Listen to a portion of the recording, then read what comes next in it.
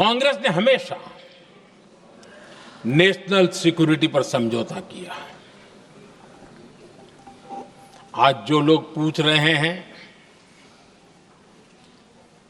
PoK को वापस क्यों नहीं लिया, वैसे ये सवाल मुझे ही पूछ सकते हैं और किसको पूछ सकते हैं।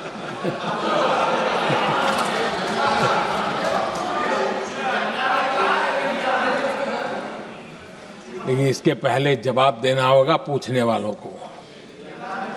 किसकी सरकार ने पीओके पर पाकिस्तान को कब्जा करने का अवसर दिया था? जवाब साफ है, जवाब साफ है। जब भी मैं नेहरू जी की चर्चा करता हूं तो कांग्रेस और उसका पूरा इकोसिस्टम बिलबिला जाता है, पता नहीं क्या है। आदरणीय अध्यक्ष जी, हम एक शेर सुना करते थे, मुझे ज्यादा इसका ज्ञान तो नहीं है लेकिन सुनते थे। लम्हों ने खता की और सदियों ने सजा पाई।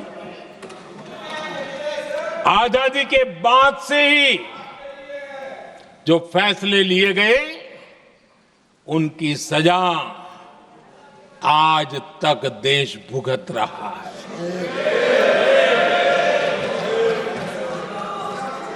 यहां बार बार एक बात का जिक्र हुआ और मैं फिर से करना चाहूंगा।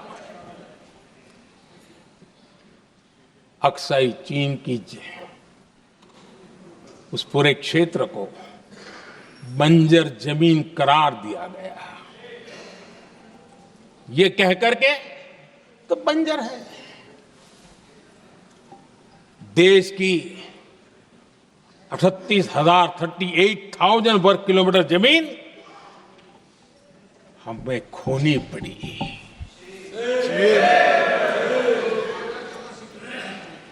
आदरणीय अध्यक्ष जी, मैं जानता हूं मेरी कुछ बातें चुभने वाली है। 1962 और 1963 के बीच कांग्रेस के नेता जम्मू कश्मीर के पूंछ, उरी, नीलम वैली और किशनगंगा को छोड़ देने का प्रस्ताव रख रहे थे। भारत की भूमि,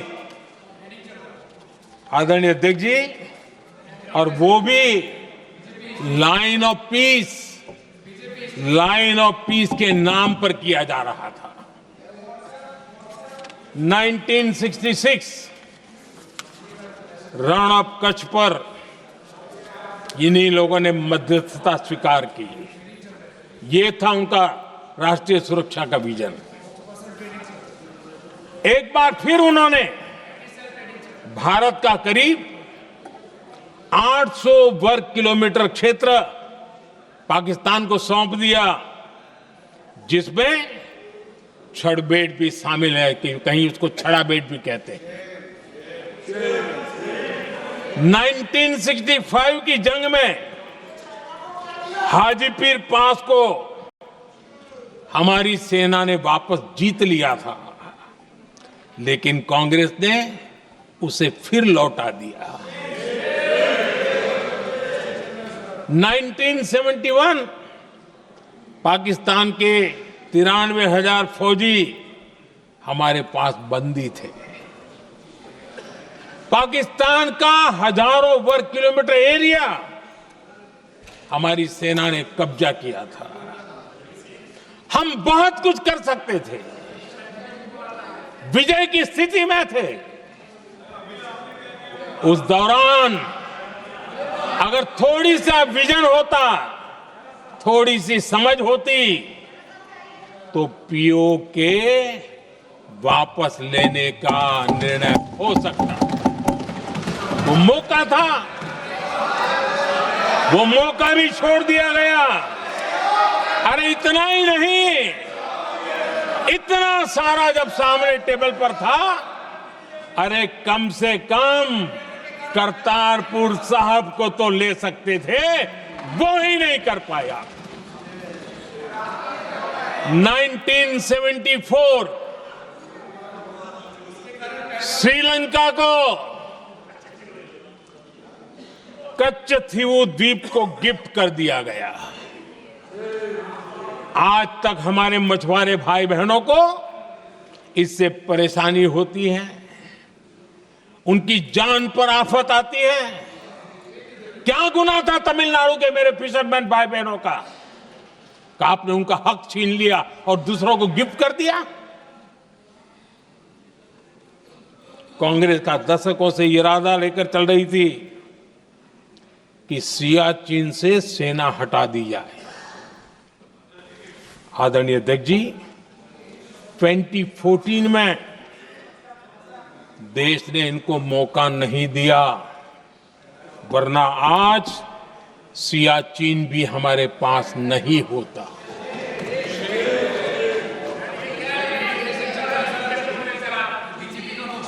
आदरणीय अध्यक्ष जी, आजकल कांग्रेस के जो लोग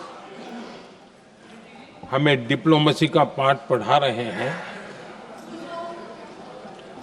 मैं उन्हें उनकी डिप्लोमेसी याद दिलाना चाहता हूं, ताकि उनको भी कुछ याद रहे, पता चले। 26/11 जैसे भयंकर हमले के बाद बहुत बड़ा आतंकी हमला था। कांग्रेस का पाकिस्तान से प्रेम नहीं रुका। इतनी बड़ी घटना 26/11 की हुई थी। विदेशी दबाव में हमले के कुछ हफ्तों के भीतर ही कांग्रेस सरकार ने पाकिस्तान से बातचीत शुरू कर दी। आदरणीय अध्यक्ष जी, कांग्रेस सरकार ने 26/11 की इतनी बड़ी घटना के बाद भी एक भी डिप्लोमेट को भारत से बाहर निकालने की हिम्मत नहीं की।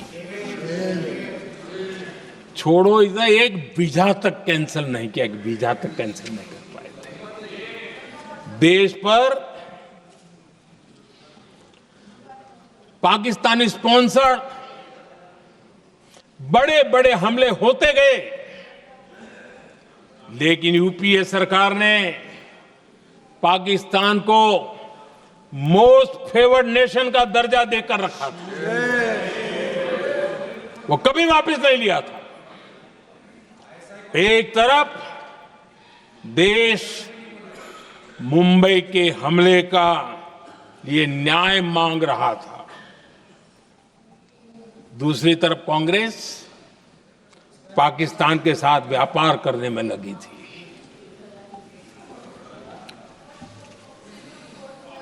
पाकिस्तान वहां से खून की होली खेलने वाले आतंकियों को भेजते रहे,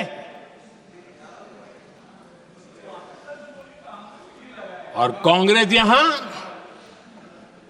अमन की आश के मुशायरे किया करती थी।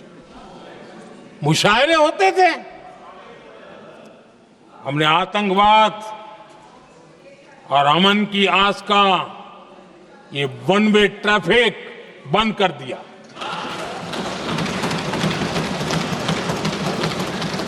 हमने पाकिस्तान का MFN का दर्जा रद्द किया, वीजा बंद किया।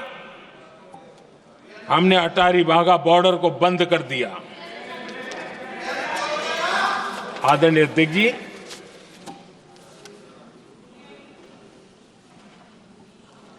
भारत के हितों को गिरवी रख देना ये कांग्रेस की पार्टी की पुरानी आदत है। इसका सबसे बड़ा उदाहरण सिंधु जल समझौता है। सिंधु जल समझौता किसने किया? नेहरू जी ने किया। और मामला किससे जुड़ा था? भारत से निकलने वाली नदियां, हमारे यहां से निकली हुई नदियां, उसका वो पानी था। और वो नदियां हजारों साल से भारत की सांस्कृतिक विरासत रही है, भारत की चैतन्य शक्ति रही है। भारत को सुजलाम सुफलाम बनाने में उन नदियों का बहुत बड़ा योगदान रहा है। सिंधु नदी जो सदियों से भारत की पहचान हुआ करती थी, उसी से भारत जाना जाता था। लेकिन नेहरू जी और कांग्रेस ने सिंधु और झेलम जैसी नदियों पर विवाद के लिए पंचायत किसको दी? वर्ल्ड बैंक को दी। वर्ल्ड बैंक फैसला करे क्या कर रहा है, नदी हमारी, पानी हमारा।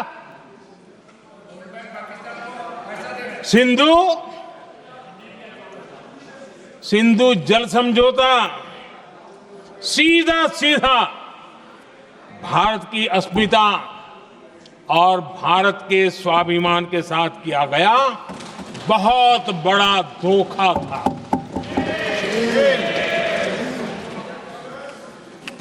आदरणीय अध्यक्ष जी, आज के देश के युवा ये बात सुनते होंगे तो उनको भी आश्चर्य होगा कि ऐसे लोग थे हमारे देश का काम करते थे। नेहरू जी ने इस ट्रीटी करी और क्या किया? ये जो पानी था, जो नदियां थी, जो भारत से निकल रही थी, उन्होंने 80% पानी पाकिस्तान को देने के लिए वो राजी हो गए। और इतना बड़ा हिंदुस्तान, उसको सिर्फ 20% पानी। कोई मुझे समझाए भाई ये कौन सी बुद्धिमानी थी, कौन सा देश हित था, कौन सी डिप्लोमेसी थी, क्या हालत करके बना के रखा था आप लोगों ने। इतनी बड़ी आबादी वाला हमारा देश, हमारे यहां से निकलती हुई ये नदियां, और सिर्फ 20% पानी, और 80% पानी उन्होंने उसको दिया जो देश खुलेआम भारत को अपना दुश्मन करार कर देता रहा है, दुश्मन कहता रहा।